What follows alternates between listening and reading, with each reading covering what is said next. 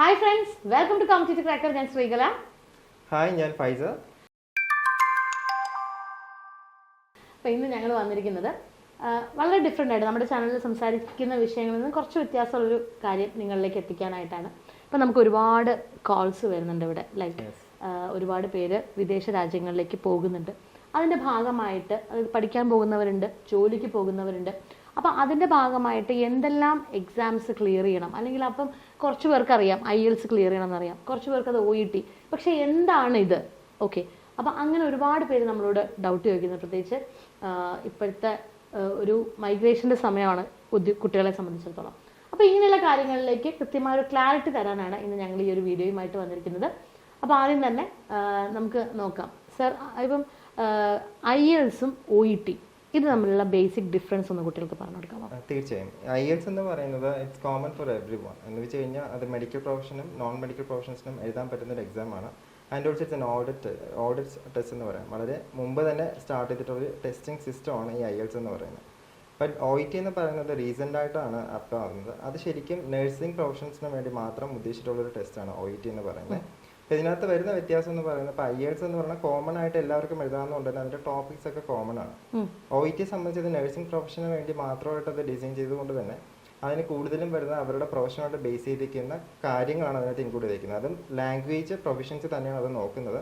പക്ഷെ അതിനകത്ത് ഇൻക്ലൂഡ് ചെയ്തേക്കുന്ന പല കാര്യങ്ങളും, പല ടോപ്പിക്സും ആക്ച്വലി മെഡിക്കൽ ടെർമിനോളജി ബേസ് ചെയ്ത് വരുന്നതാണ്. ഓക്കെ, അപ്പം ഇത് രണ്ടും എല്ലാ രാജ്യങ്ങളിലും ഏതൊക്കെ രാജ്യങ്ങളിലാണ് IELTS ആക്സെപ്റ്റ് ചെയ്യുന്നത്, അല്ലെങ്കിൽ ഏതൊക്കെ രാജ്യങ്ങളിലാണ് OET ആക്സെപ്റ്റ് ചെയ്യുന്നത്? IELTS ഇംഗ്ലീഷ് സ്പീക്കിംഗ് കൺട്രീസ് എന്ന് പറഞ്ഞാൽ ഇംഗ്ലീഷ് ഒഫീഷ്യൽ ലാംഗ്വേജ് ആയിട്ട് അക്സെപ്റ്റ് ചെയ്തിരിക്കുന്ന കൺട്രീസിലേക്ക് അക്സെപ്റ്റ് ചെയ്യുന്ന ഒരു ലാംഗ്വേജ് ടെസ്റ്റ് ആണ് IELTS. OET എന്ന് പറയുന്നത് most of like US, UK ഈ പറയുന്ന മേജർ കൺട്രീസിലേക്ക് അക്സെപ്റ്റ് ചെയ്യുന്നതാണ്. പക്ഷെ അതൊരു പ്രത്യേക പ്രൊഫഷൻസിന് വേണ്ടി മാത്രമാണ് അത് ഡിസൈൻ ചെയ്തിരിക്കുന്നത്. അത് നഴ്സിംഗ് പ്രൊഫഷന് വേണ്ടി മാത്രമാണ് OET ഡിസൈൻ ചെയ്തിരിക്കുന്നത്. ഓക്കെ, അപ്പം അത് എല്ലാവർക്കും മനസ്സിലായി എന്ന് വിചാരിക്കുന്നു. എന്താണ് IELTSഉം OETയും തമ്മിലുള്ള ഡിഫറൻസ് എന്ന് എല്ലാവർക്കും മനസ്സിലായി എന്ന് വിചാരിക്കുന്നു. അപ്പം നമ്മൾ എങ്ങോട്ട് പോകുന്നു, എന്തിനു പോകുന്നു എന്നുള്ളതനുസരിച്ചിരിക്കും നമ്മൾ ഏത് ചൂസ് ചെയ്യണം എന്നുള്ളത്, അല്ലേ?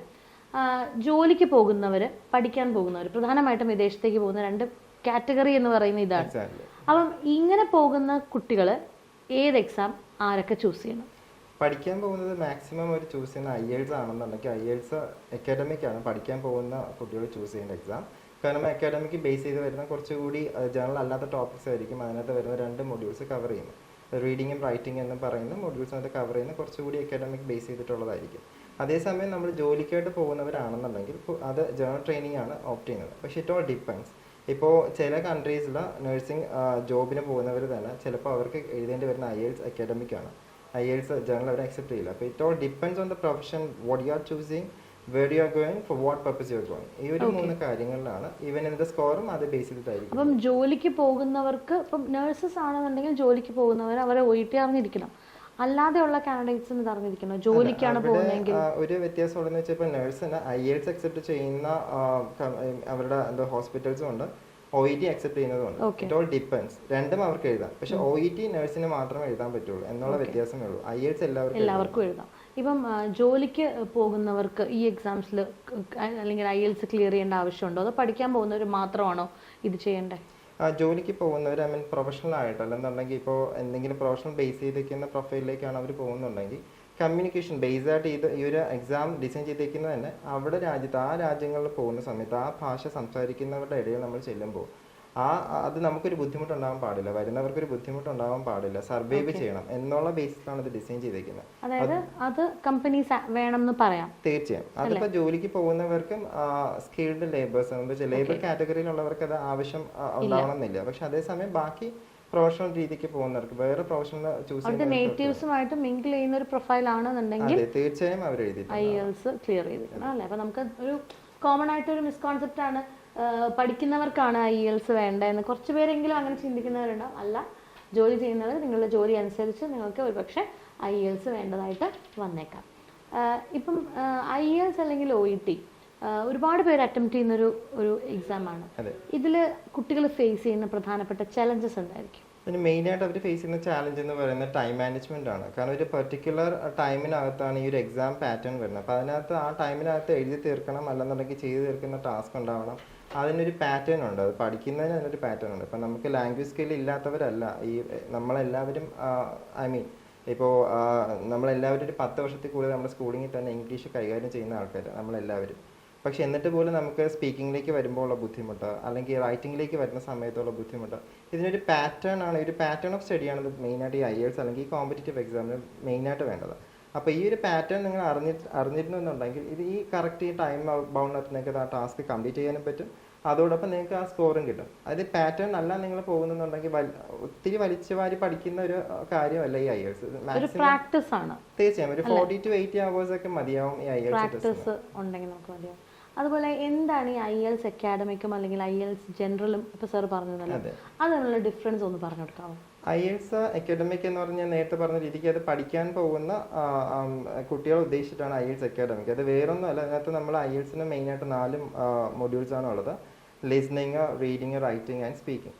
അപ്പോൾ ഈ ലിസണിങ്ങും സ്പീക്കിങ്ങും രണ്ടിനും കോമൺ ആയിരിക്കും. പക്ഷേ അക്കാഡമിക്കിലും ജനറൽ ട്രെയിനിങ്ങിനും വരുന്ന വ്യത്യാസം റീഡിങ്ങും റൈറ്റിങ്ങും ആണ്. ഈ റീഡിങ്ങും റൈറ്റിങ്ങിനും കൊടുക്കുന്ന ടോപ്പിക്സ് അക്കാഡമിക് ആണെന്നുണ്ടെങ്കിൽ അത് കുറച്ചുകൂടി അക്കാഡമിക് ബേസ് ചെയ്തിട്ടുള്ളതായിരിക്കും, ജനറൽ ടോപ്പിക് ആയിരിക്കത്തില്ല. അതുപോലെ തന്നെ റൈറ്റിങ്ങിന്. അപ്പോൾ ഈ 2 വ്യത്യാസമാണ് ഈ പറയുന്ന 2 ടെസ്റ്റിനുള്ളത്. പിന്നെ റൈറ്റിംഗ് വരുന്ന സമയത്ത് ടാസ്കിനും വ്യത്യാസം ഉണ്ടാവും. ഈ ആദ്യത്തെ ടാസ്ക് 1 എന്ന് പറയുന്ന അക്കാഡമിക്കിൽ ഒന്നായിരിക്കും, ജനറൽ ട്രെയിനിങ്ങിൽ വേറൊന്നായിരിക്കും.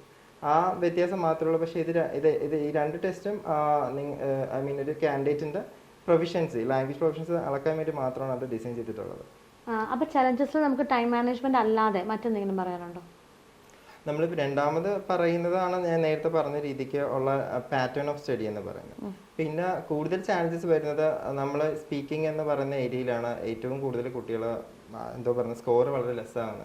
കാരണം അവർ തന്നെ റൈറ്റിംഗ്, നമ്മൾ പഠിക്കുന്ന ഒരു ഭാഷ ലേൺ ചെയ്യുന്നതിന് ഒരു മെത്തേഡ് ഉണ്ട്.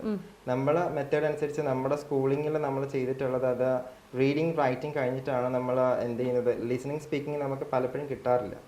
അപ്പോൾ ഈ ഒരു എക്സ്പോഷർ കിട്ടാത്തിടത്തോളം കാലം ഈ ഒരു ലാംഗ്വേജ്, ഈ ഒരു ഏരിയ വരുന്ന സമയത്ത് സ്റ്റക്ക് ആവും.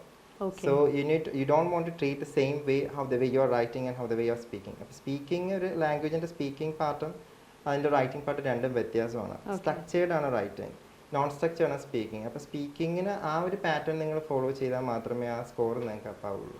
ഇപ്പം കോമ്പറ്റേറ്റീവ് ക്രാക്കറിനെ സംബന്ധിച്ചിടത്തോളം പറയുകയാണെങ്കിൽ ഞങ്ങളുടെ വളരെ പ്രധാനപ്പെട്ട ഒരു സബ്സിഡിയറിയാണ് നിങ്ങൾക്ക് എല്ലാവർക്കും അറിയുന്ന പോലെ CC ഇംഗ്ലീഷ് ഹബ്.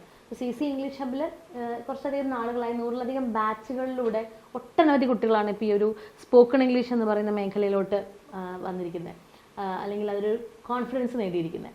അപ്പം പക്ഷെ അപ്പോഴും പല കുട്ടികളും പറയാറുണ്ട് ഈ IELTS നമ്മളെ കൊണ്ട് പറ്റില്ല, ഞങ്ങൾ മലയാളം മീഡിയത്തിൽ പഠിച്ചവരാണ്, ഞങ്ങൾക്കിത് ഭയങ്കര വീക്കാണ്, ആ ഒരു ആക്സെൻറ്റിൽ അല്ലെങ്കിൽ ആ ഒരു ഫ്ലുവൻസിൽ ഒരിക്കലും ഞങ്ങൾക്ക് സംസാരിക്കാൻ പറ്റില്ല എന്ന് തന്നെ പറയുന്ന ഒരുപാട് കുട്ടികളുണ്ട്. അപ്പോൾ അവരോട് നമുക്ക് എന്ത് പറയാം? അത് തീർച്ചയായും മിസ്പെർസെപ്ഷൻ ആണ്. കാരണം അതിനൊരു എക്സാമ്പിളാണ് ഞാൻ മലയാളം മീഡിയത്താണ് പഠിച്ചത്. ആൻഡ് ഞാനൊരു IELTS ട്രെയിനർ ആയിട്ടുണ്ടെന്നുണ്ടെങ്കിൽ മലയാളം മീഡിയം പഠിച്ച കുട്ടികൾക്ക് IELTS എഴുതുന്നത് ഒരു ബാലിയറ മലയൊന്നുമല്ല. അതുകൊണ്ട് അത് it's about like the way how you approach other things. നിങ്ങളത് നിങ്ങൾക്കൊരു സർവൈവൽ ടിപ്പായിട്ടാണ് കാണുന്നുണ്ടെങ്കിൽ definitely you can win it. അത് നിങ്ങൾ എങ്ങനെ അപ്രോച്ച് ചെയ്യുന്നത് എന്നുള്ളതാണ്. അതിനൊരു പാറ്റേൺ ഓഫ് സ്റ്റഡി മാത്രമേ ഉള്ളൂ. ഇതൊരു എന്താ പറയുക, it's A language, street language language. അത്രേ ഉള്ളൂ. എത്ര നാളെടുത്തു സാർ IELTS അല്ലെങ്കിൽ ഈ ഒരു ഇംഗ്ലീഷ് പ്രൊഫിഷ്യൻസി, IELTS എന്ന് പറയുന്നതിനേക്കാളും ഇംഗ്ലീഷ് പ്രൊഫിഷ്യൻസി ഡെവലപ്പ് ചെയ്യാനായിട്ട് എത്ര നാളെടുത്തു?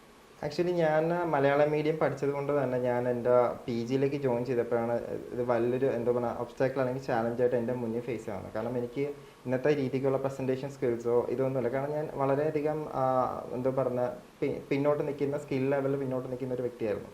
അപ്പോൾ അന്ന് എനിക്കത് ആവശ്യമായിരുന്നു. എൻ്റെ കരിയർ സ്റ്റാർട്ട് ചെയ്യണമെന്നുണ്ടെങ്കിൽ language proficiency is something important. അങ്ങനെ ഞാനത് എൻ്റെ ഒരു സർവൈവൽ ആയിട്ട് ഞാൻ കണ്ടതുകൊണ്ട് ഞാനത് ഗെയിൻ ചെയ്തെടുത്തതാണ്. അപ്പോൾ ആ ഒരു ജേർണി ഞാൻ സ്റ്റാർട്ട് ചെയ്ത് എനിക്കത് ഇൻട്രസ്റ്റിംഗ് ആയി തോന്നി. അപ്പോൾ ആ ഒരു ഇൻട്രസ്റ്റ് ആണ്, ആ ലാംഗ്വേജിനോടുള്ള ഒരു ഇൻട്രസ്റ്റ് ആണ് ഞാൻ പിന്നെ അതിലേക്ക് ഞാനിപ്പോൾ അറൗണ്ട് ഒരു 10 ഡിപ്ലോമ കോഴ്സസും സർട്ടിഫിക്കേഷൻസൊക്കെ ഞാൻ അല്ലാണ്ട് ചെയ്തിട്ടുണ്ട് ലാസ്റ്റ് 1 ഇയറിനുള്ളിൽ തന്നെ. അപ്പോൾ ഇതൊക്കെ ഞാനതൊരു പാഷനായിട്ട് അത് എനിക്ക് മാറുമായിരുന്നു. അത് ശരിക്കും എൻ്റെ പാഷൻ അല്ലായിരുന്നിട്ട് പോലും ഞാനത് പാഷനായിട്ട് മാറ്റിയെടുക്കുമായിരുന്നു. ബിക്കോസ് എനിക്ക് അതിലൊരു എന്താ പറയുക ഒരു ഇൻട്രസ്റ്റ് തോന്നി. അപ്പോൾ അത് പിന്നെ ട്രെയിനിങ്ങിലേക്ക് വന്നു. ഞാൻ പറയുന്നത് കേൾക്കാൻ ആളുണ്ട്. അപ്പം ഞാനിപ്പോൾ സ്കിൽ ട്രെയിനറാണ്. ഞാനിപ്പോൾ അക്കാഡമിക് വൈസ് കൊടുക്കുന്ന ഇൻ്റർവ്യൂ സ്കിൽസ് കൊടുക്കുന്ന ട്രെയിനിങ് കൊടുക്കാറുണ്ട്, കോളേജസ്, ക്യാമ്പസ് അവിടെ. അതുപോലെ തന്നെ IELTSും കൊടുക്കാറുണ്ട്. ഈ IELTS എന്ന് പറയുമ്പോൾ ഇവിടെ ബാൻഡ് സ്കോർ അല്ലേ, അതാണ് റെലവെന്റ്. അപ്പം എത്ര സ്കോർ വേണം ഒരാൾ സേഫ് ആണെന്ന് നമുക്ക് പറയാനായിട്ട്, അല്ലെങ്കിൽ ഏത് കമ്പനിയിൽ അപ്രോച്ച് ചെയ്താലും നമുക്കൊരു നോ വരില്ല എന്ന് പറയാൻ പറ്റുന്നത് ഏത്? ശരിക്കും ഈ ഒരു എക്സാമിന്റെ പാറ്റേൺ ഇത് ശരിക്കും ഫെയിൽ അല്ലെങ്കിൽ ഫെയിൽ എന്ന് പറഞ്ഞ അല്ലെങ്കിൽ തോൽക്കുക എന്ന് പറഞ്ഞത് മിനിമം സ്കോർ ഇല്ല ഇതിന്. ഇല്ല, അതെ. അപ്പൊ ഇതിനിപ്പോ എത്ര സ്കോർ നിങ്ങൾ ഇപ്പൊ അറ്റംപ്റ്റ് ചെയ്ത് കഴിഞ്ഞാൽ നിങ്ങൾക്ക് ഒരു മിനിമം സ്കോർ ഉണ്ടാവും. പക്ഷെ നോർമലി നമ്മളിപ്പോ ജേർണലി പറയുകയാണെന്നുണ്ടെങ്കിൽ അറ്റ്ലീസ്റ്റ് ഒരു ഓവറോൾ 6 എങ്കിലും വേണം ഏത് പ്രൊഫഷൻ. ഞാൻ പറഞ്ഞ മിനിമം 6 എങ്കിലും ഇല്ലാണ്ട് നമുക്ക് വിദേശത്തേക്ക് പഠിക്കാനോ അല്ലെന്നുണ്ടെങ്കിൽ ജോലിക്ക് പോകാൻ ബുദ്ധിമുട്ടായിരിക്കും. 6 എന്ന് പറഞ്ഞാൽ മിനിമം റേഞ്ച് ആണ്. ഇപ്പോൾ കോമ്പറ്റീഷൻ കൂടുന്നതനുസരിച്ച് അതിൻ്റെ ഇപ്പോൾ മൈഗ്രേഷൻ അല്ലെങ്കിൽ അവിടെ ജീവിക്കാൻ പോകുന്നതാണെങ്കിൽ അതിൻ്റെ കോർ പോയിന്റ്സ് വെച്ചിട്ട് ഇപ്പം 777, 8 ഒക്കെയാണ് പറയുന്നത്. ഐ മീൻ സോറി 8777 ഒക്കെയാണ് പറയുന്നത്. അതായത് നമുക്ക് 4 സ്കിൽസ് ഉണ്ട്, 4 ഏരിയാസ് ഉണ്ട്, listening, speaking, reading and writing. ഇതിൽ 4ലും നമുക്ക് സ്കോർ വേണം, അങ്ങനെയല്ലേ? ഇൻഡിവിജ്വലി നമുക്ക് 4ലും സ്കോർ വേണം. അപ്പം 8777 എന്ന് പറയുമ്പോൾ 8 ഏതിനാണ് പ്രിസ്ക്രൈബ് ചെയ്യുന്നത്? ബാക്കി 7 ഓക്കെ ആണ് അല്ലേ? ഇത് ശരിക്കും പറഞ്ഞാൽ കാനഡയിലുള്ള മൈഗ്രേഷൻ കൂടുതലും അവർ ഫോക്കസ് ചെയ്യുന്നത്. ഐ മീൻ അത്രത്തോളം കോമ്പറ്റീഷൻ ഉള്ളതാണ്. ആ ഒരു സ്കോർ ലെവൽ കീപ്പ് ചെയ്യുന്നവർക്കായിരിക്കും മൈഗ്രേഷൻ എളുപ്പം ഓപ്പർച്യൂണിറ്റി വരിക. ഓക്കെ. അപ്പം നമ്മളിപ്പം IELTS ഞാൻ ഒരിക്കൽ എഴുതി, എൻ്റെ സ്കോർ 6 അല്ലെങ്കിൽ 5 പോയി എന്ന് വിചാരിക്കും. എനിക്കത് വീണ്ടും എഴുതി അതെൻ്റെ സ്കോർ ഉയർത്താലോ? തീർച്ചയായും അതിന് പ്രശ്നമൊന്നുമില്ല. എത്ര നാളെടുക്കും ഇപ്പം ഒരു വളരെ ആവറേജ് ആയിട്ടുള്ള ഒരു കുട്ടി ഈ ഒരു IELTS എന്ന് പറയുന്ന ഈ ഒരു എക്സാം ക്ലിയർ ചെയ്യാൻ എത്ര അവേഴ്സ് അല്ലെങ്കിൽ എത്ര നാൾ വേണം? നോർമലി ഞാൻ നേരത്തെ സൂചിപ്പിച്ച രീതിക്ക് ഇത് ശരിക്കും ജേർണലി നമ്മൾ പറയുകയാണെന്നുണ്ടെങ്കിൽ 40 to maximum 80 hours മതിയാവും, ഇൻക്ലൂഡിംഗ് മോക്ക് ടെസ്റ്റ്. ഇപ്പൊ 80 ഹവേഴ്സിന്റെ ട്രെയിനിങ്, ആ ട്രെയിനിങ് എന്ന് പറയുന്നത് നിങ്ങൾക്ക് തരുന്നത് ആ മോക്ക് ടെസ്റ്റും കൂടി ഉൾപ്പെടെയാണ്. അപ്പൊ ഈ മോക്ക് ടെസ്റ്റിനുള്ളിൽ നിങ്ങൾക്ക് ഈ ഒരു അവേഴ്സ് ആണ് ശരിക്കും പാറ്റേൺ എന്ന് പറയുന്നത്. It all depends on the contribution. ഒരു കാൻഡിഡേറ്റ് എത്ര കോൺട്രിബ്യൂട്ട് ചെയ്യുന്നുണ്ട്, അതിന്റെ സമയം എത്രത്തോളം വിനിയോഗിക്കുന്നുണ്ട്, അവൻ എത്രത്തോളം ഫോക്കസ് ആവുന്നു, ഇതൊക്കെ ഒരു മാറ്റർ ആണ്. ഇപ്പൊ ഞാൻ 80 ഹവേഴ്സ് പറയുന്നത് 80 ഹവേഴ്സും ക്ലാസ് ഹവേഴ്സും മാത്രം നമ്മൾ ലിസൺ ചെയ്തിട്ട് അത് മാത്രം ചെയ്ത് കഴിഞ്ഞിട്ട് പോയി കഴിഞ്ഞാൽ it doesn't work. So you need to contribute your part. ഇപ്പൊ ക്ലാസ് എന്ന് പറഞ്ഞ കൈൻഡ് ഓഫ് ഗൈഡ് ലൈൻസ്. ഇപ്പൊ ഏത് ട്രെയിനർ ആയാലും ഞാനായാലും ആര് ട്രെയിൻ ചെയ്താലും അവർ തരുന്നൊരു ഗൈഡ് ലൈൻ ആണ്. ആൻഡ് ഓൾസോ നമ്മൾ എത്രത്തോളം ഫോളോ ചെയ്യുന്നു, നമ്മൾ എത്രത്തോളം പ്രാക്ടീസ് ചെയ്യുന്നു, അല്ലേ? ഇതെല്ലാം അവിടെ ഇറ്റ് മാറ്റേഴ്സ്. ഓക്കെ.